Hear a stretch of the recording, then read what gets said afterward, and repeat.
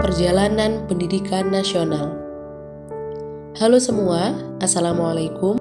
Di sini kita akan membahas tentang perjalanan pendidikan nasional dari zaman pemerintah kolonial Belanda hingga masa pasca kemerdekaan. Pendidikan saat masa pemerintahan kolonial Belanda. Pada saat itu, pendidikan hanya diperuntukkan bagi golongan tertentu seperti keturunan Belanda dan kalangan priai. Baru pada tahun 1854, didirikanlah Sekolah Bumi Putra yang merupakan hasil inisiasi beberapa bupati. Bumi Putra dibangun dengan tujuan untuk mencetak para calon pegawai yang mampu membantu kepentingan-kepentingan Belanda.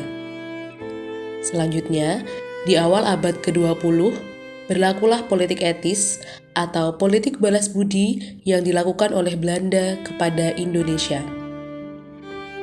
Saat itu, mulai dibangun sekolah-sekolah yang sederhana dan bergaya Eropa. Sekolah tersebut merupakan sekolah bagi pribumi. Pembelajarannya masih sangat terbatas, dan bahasa Belanda masih menjadi bahasa pengantarnya. Selain itu, juga dibentuk sekolah guru yang bertujuan untuk melahirkan guru-guru yang mampu mengawal sistem kolonial. Tidak ada tujuan mensejahterakan pribumi sama sekali. Semuanya dilakukan hanya semata-mata untuk Belanda. Menyadari adanya ketimpangan tersebut, mulailah muncul berbagai pergerakan transformasi pendidikan dari rakyat Indonesia, yang salah satunya adalah Taman Siswa. Sekolah Taman Siswa didirikan oleh Ki Hajar Dewantara pada tahun 1922 di Yogyakarta. Sekolah ini menerapkan sistem Among, yakni suatu sistem pendidikan yang berjiwa kekeluargaan dan bersendikan kodrat alam dan kemerdekaan. Tentu saja hal ini amat bertolak belakang dengan sistem pendidikan Belanda. Pada masa itu, Ki Hajar Dewantara juga menerapkan konsep trilogi kepemimpinan, yakni Ing Ngarso Sontulodo, Ing Matio Mangunkarso, Tutwuri Handayani, yang hingga kini dijadikan sebagai semboyan pendidikan Indonesia. Setelah itu, ternyata perjuangan rakyat Indonesia untuk bisa memperoleh pendidikan belum berakhir. Setelah Belanda mengalami kekalahan, Indonesia justru dijajah kembali oleh Jepang. Pendidikan saat masa penjajahan Jepang.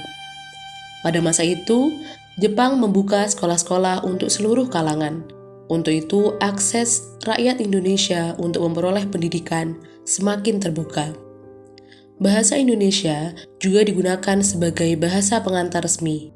Bahasa Belanda telah dilarang untuk digunakan, dan bahasa Jepang menjadi bahasa kedua. Jepang mengintegrasikan sistem pendidikan dan menghapus sistem yang berdasarkan kelas sosial. Selain itu, Jepang juga bersedia mengakomodasi kurikulum lokal. Hal ini dilakukan dengan mengajak Ki Hajar Dewantara menjadi penasehat bidang pendidikan. Namun, hal tersebut hanyalah taktik Jepang untuk menarik simpati rakyat Indonesia agar mau menyokong mereka dalam perang Asia Timur Raya.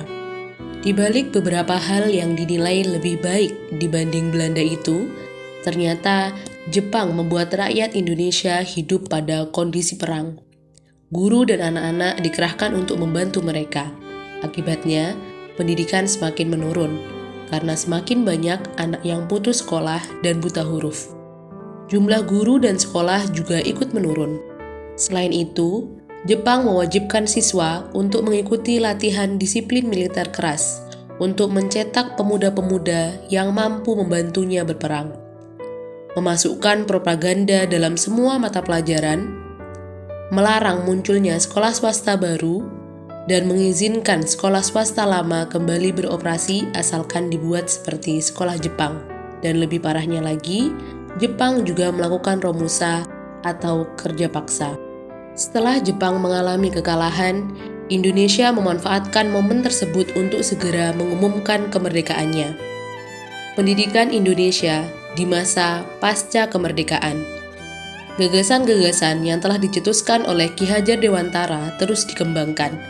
Gerakan transformasi pendidikan yang beliau bangun menjadi pelopor dan memberi pengaruh yang signifikan bagi pendidikan Indonesia, termasuk yang kita rasakan saat ini.